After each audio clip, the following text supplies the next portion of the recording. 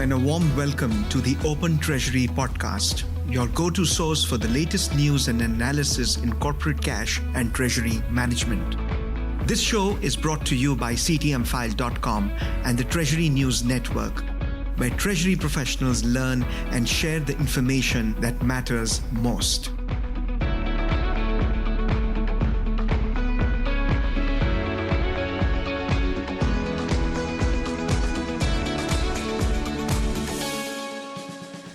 I am your host, Pushpendra Mehta.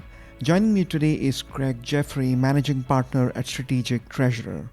Welcome, Craig, to this episode of the Open Treasury podcast. It's good to be here, Push. Thank you so very much for taking the time to share your thoughts with us on topics that impact the world of corporate treasury management and beyond. In today's edition, we will discuss 4 topics, namely U.S. companies ready to sever ties with organizations hit by payment fraud, 4 key mergers and acquisition trends for 2024, Red Sea attacks pose bigger issue to supply chain than the pandemic, and finally, risk exposures outpacing hedging programs for corporates. Our audience can read articles, interviews, and industry roundups by visiting ctmfile.com or by following the links in our show notes. Let's begin today's discussion with the first story, which is about U.S. companies ready to cut ties with organizations hit by payment fraud. Payment fraud is not only on the rise, but is also hitting U.S. companies hard. According to a new research survey of more than 260 senior finance and treasury leaders conducted by TrustPair, 36% of U.S. organizations lost more than US $1 million on average, and 25% experienced financial loss exceeding $5 million. Furthermore, business relationships are at risk, with 2/3 of U.S. companies indicating that they would stop doing business with an organization that fell victim to payment fraud and lost their payments, as per TrustPair's study. TrustPair's research report titled Fraud in the Cyber Era 2024 Fraud Trends and Insights highlights the potential domino effect that fraud can have, extending beyond direct financial losses. An equally concerning fact outlined by the report that is likely to keep corporate treasurers and finance chiefs up at night is not only are fraudsters more aggressively targeting large companies, but they are also extremely successful. Last year, fraud hit U.S. companies harder than ever before, with a 71% increase in payment fraud attempts on U.S. businesses compared to 2022, as indicated by TrustPair's survey report. While U.S. businesses are cognizant of the fraud risks, TrustPair's research points to these organizations being trapped in the "it won't happen to me" mindset. This is certainly a cause for concern. Craig, according to the survey report by TrustPair, the possible domino effect of fraud is that senior finance and treasury leaders in the U.S. are willing to cut ties with entities that experience payment fraud. From a corporate treasury perspective, how do you view this development, given that this can put business relationships at risk, in particular create friction in the buyer-supplier relationship? Yeah, it's a good question, and it's kind of a dramatic headline, right? 2/3 or 66% of U.S. companies said they would stop doing business with an organization that fell victim to payment fraud and lost their payment, per the study. I think that's a bit of an overstatement in terms of how many would do that. Being open to it shows the seriousness of it. I think that's the real final takeaway, because if 2/3 stop doing business, and we look at the number of fraud activity that's occurring, how many companies are succumbing to it, you would have an extremely small set of companies you could do business with over time. And so I just don't think that that's a tenable solution to stop doing business with all of them. Now, that doesn't mean there's different levels of care. The fact that there's a concern about it means that it's serious, and that 2/3 identified that. I think that shows sensitivity to this ongoing escalation of criminal behavior, activity, and success. In this study, 36% of companies experienced $1 million or more in loss, and 25%, fully a quarter, experienced a loss of $5 million or more. That's significant. That impacts the direct company. There's usually some disruption on the part of other providers. That's going to be one factor of many on who you do business with, but it's an increasingly important figure and increasingly disruptive. So my general skepticism about companies actually stopping to do business, being 66%, I think it's substantially less than that. But the core thought about that, stopping to do business, is substantial enough that we can't leave it alone. So a little bit of skepticism with I think the conclusions we draw from that are still in the right direction. Can I ask you a follow-up question that pertains to this topic? The TrustPay report states that 40% of US companies have invested in fraud training and 80% in cybersecurity training over the last 12 months. Despite this, the predominant challenge identified by US businesses in eliminating fraud, as has been cited by 49% of organizations, is employees' failure to adhere to fraud prevention policies. How can Treasury, thought of as the superintendent of payment security and the department that is most likely to detect fraud, both attempted and successful payment fraud activity, get employees to follow fraud prevention policies? Yeah, there was that show that was called The Weakest Link at some point, and they would charge somebody and say, "You are the weakest link."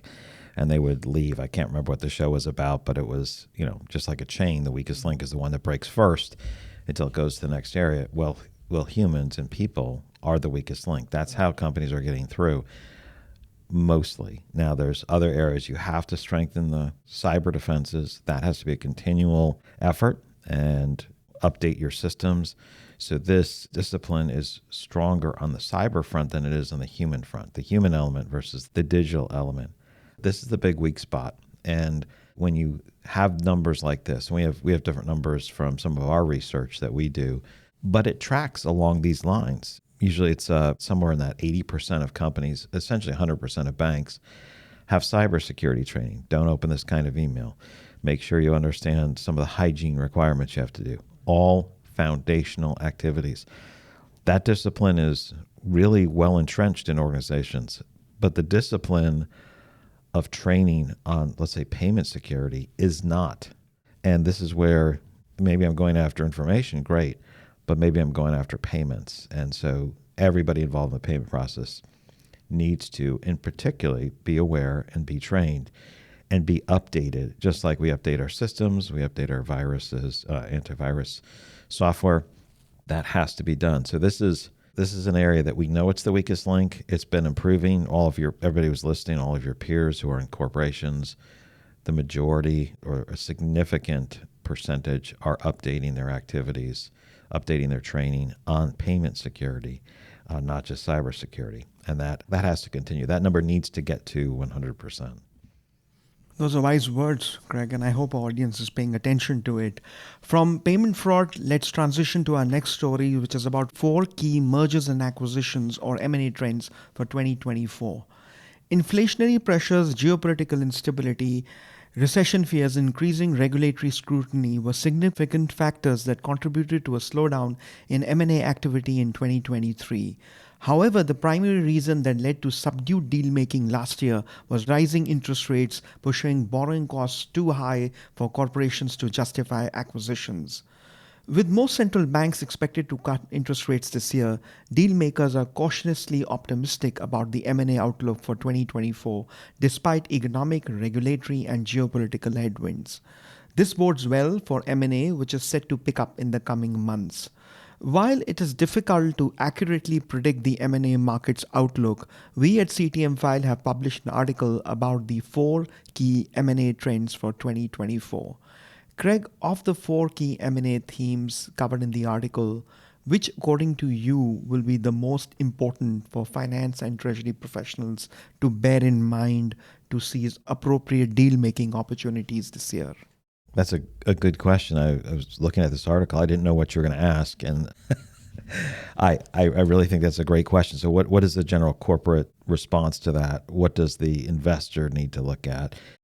Let me start with the investor side and then jump to the corporate treasury professional. The 2 things that stood out the most from a general investor perspective was small deals to drive deal flow. And this was based on a decrease in large deals since 2020. This is well established.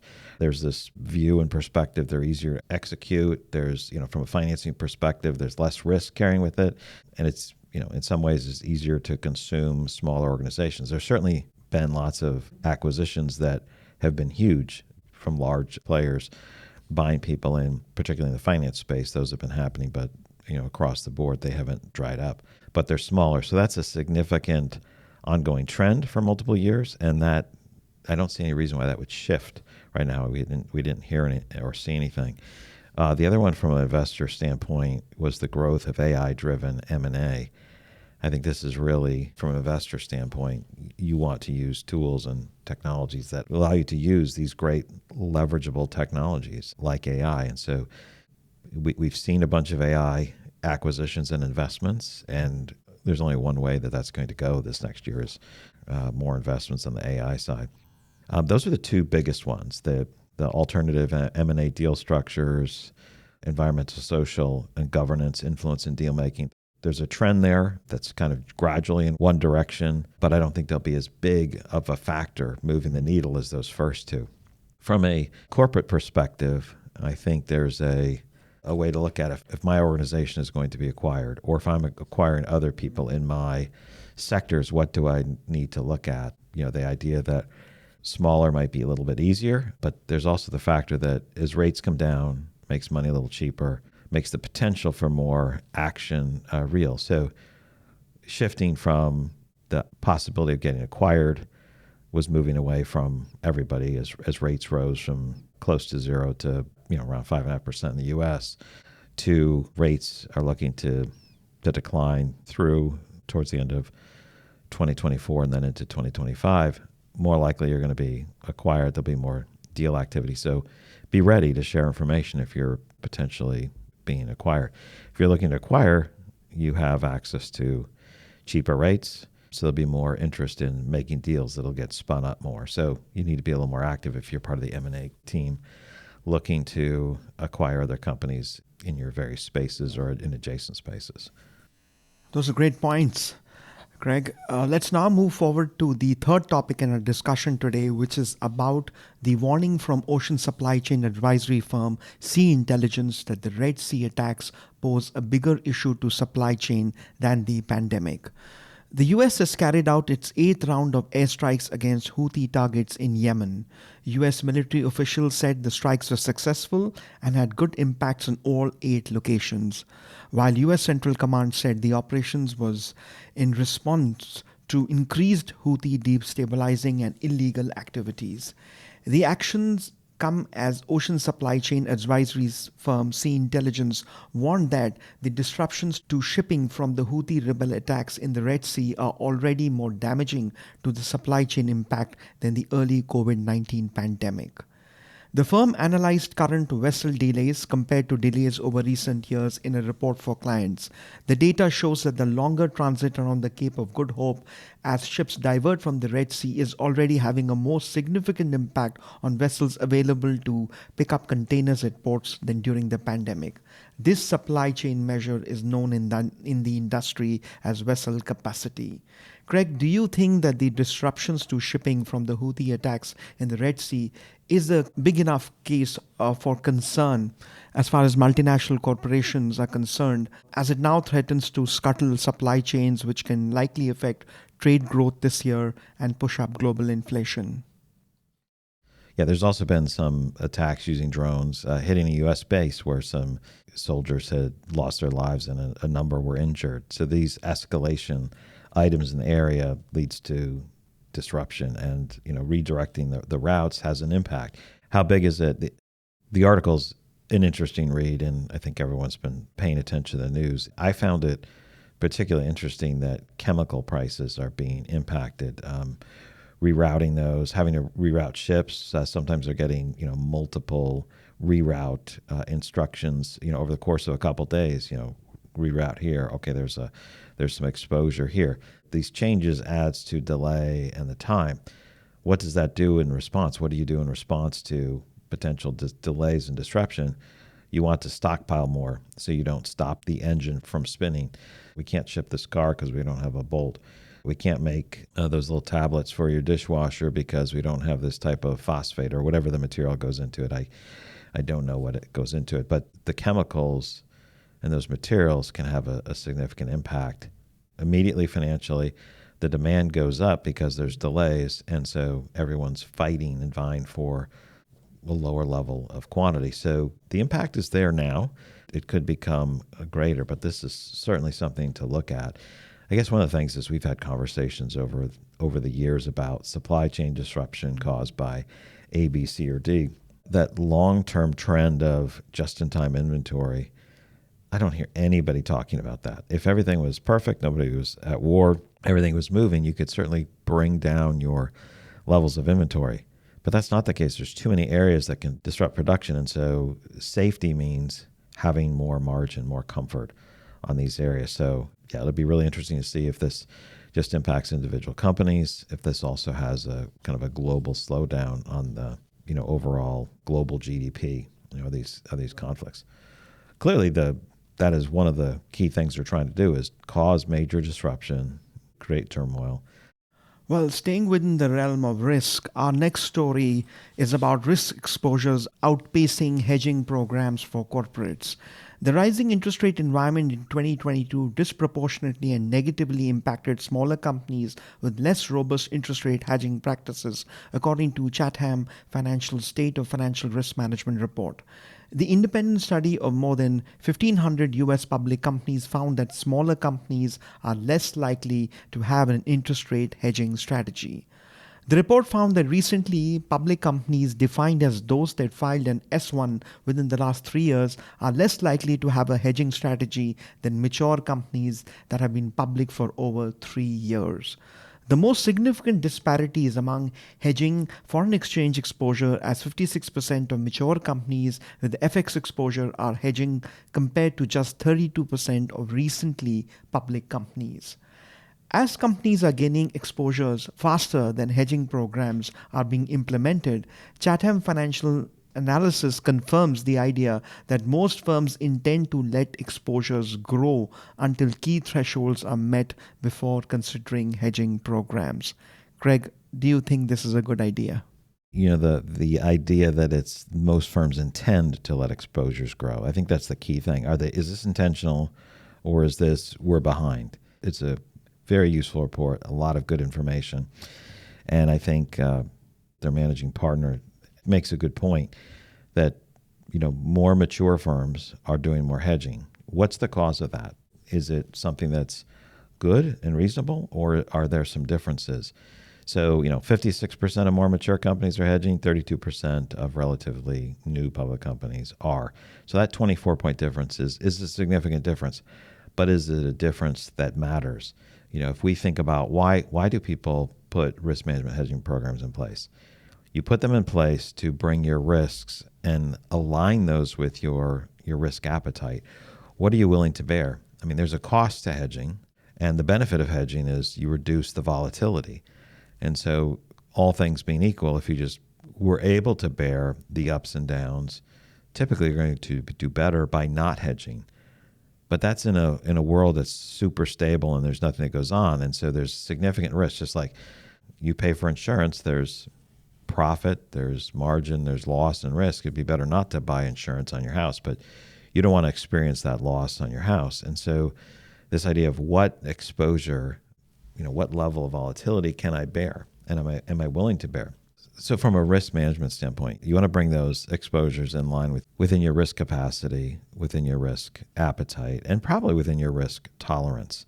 The idea that we're willing to bear this much, and then I should shift those risks to somewhere else using different methods, including different types of financial instruments, which is really what we're talking about here.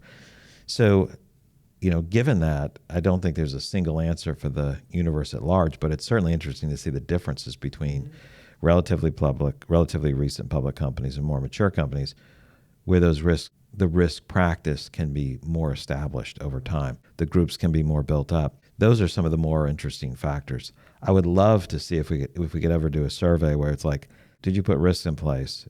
Did you understand and define what your risk appetite was, what's considered material, and do you have programs in place to handle that or not? That would be more important to see who's leaving exposures that would extend beyond what their appetite is, which ones are leaving those unhedged. But a really good report that there are differences. There's a significant number of companies that are hedging these instruments and taking on financial instruments to decrease the volatility. Decrease the volatility. Finally, Craig, what is your choice for the biggest or most important story of the past week and why? I'm not sure I can answer that exactly, which is the most important story. The Red Sea attacks and the attack on the base, killing some U.S. Service members, is pretty significant. The responses have been fairly muted, as you know, the 8 or 9 responses of firing some rockets back at some areas have been fairly muted. I think this probably signifies a more, I'll call it, robust defense and offensive on that. Right, it's pretty significant, and so keeping the supply chain open is important, as is people's ability to protect their economic livelihood and their service members' livelihood. So that might be the biggest item of the story of the week, or the last couple of weeks. The other, the payment fraud question, that information from that survey, how we see how many are experiencing losses over $1 million, losses over $5 million, quarter are experiencing over $5 million losses, and that the human element is tied into that. That's probably one of the biggest things. We've been harping on it, haranguing people about it for a long time. I mean, we've been talking about this, having sessions on it, and we see progress, but it seems to take so long for companies to, I'll say, get religion and say, we're going to do it. They always get the religion after they've had the loss. Well, usually they do. Sometimes they're like, well, this could have been prevented, and they address the one single issue. But I think that's a wake-up call. It's an alarm bell that's been sounding, and there's been a lot of those bells sounding, and they're not fake noises. So those are the two that sort of pushed to my top. When I looked at the survey report by TrustPair, what I found alarming, apart from the fact that companies are finding it challenging to get employees to adhere to fraud prevention policies, the other aspect was, and you can correct me if I'm wrong, it said that 40% of companies this year have invested in fraud training and 80% in cybersecurity. Now, when I look at the number 40%, well, it could certainly seem as if it's an improvement, but then what happens to the rest 60%? Do you have any thoughts on that? There's correlations, like we do research, and there's correlation. We can't necessarily say there's a causation by getting training and suffering lower level of losses. There's certainly a correlation there. I think it's pretty obvious to people to say, you got training on this and you have lower level of losses than those who don't have training. That's a pretty reasonable correlation. There's not a lot of risk to saying, let's get more training to protect against those. You see lots of correlations, more frequent updates on your cyber defenses and lower level of penetration, right? There's nice correlation there, right? Your stuff is more up to date. There's less vulnerabilities, less attack points. All of these things make sense. So 40% is way too low of a number. I don't know that we'll ever get 100% because there's a cost to it. There's a cost that may be infrequent to suffering losses. Some companies don't suffer a loss. I'm fine. Then I hit a loss. Wouldn't it have been better to reduce the level of loss or reduce the occurrence of that loss by having people be trained and protect their organizations? I think that answer is pretty clear. From a risk management perspective, from a Treasury perspective, how do you get by not protecting the payment process? Treasury is a superintendent of payments. I think you mentioned that earlier. And part of that is superintendent of payment security. Everybody involved in payment processes needs to have payment security training on a regular basis, and they need to be tested on it. I think that's a commercially reasonable activity. Well, that's the central message for the concluding part of the podcast, which is get specific payment security training. Visit securetreasury.com if you are looking to get specific and ongoing payment security training for your organization. Well, we've come to the end of this podcast episode. A big nod of gratitude your way, Craig, for your valuable insights and analysis. We would also like to thank our CTM File audience for joining us on this edition of Open Treasury. Please subscribe and look in the show notes for the article links. Thank you and have a wonderful week.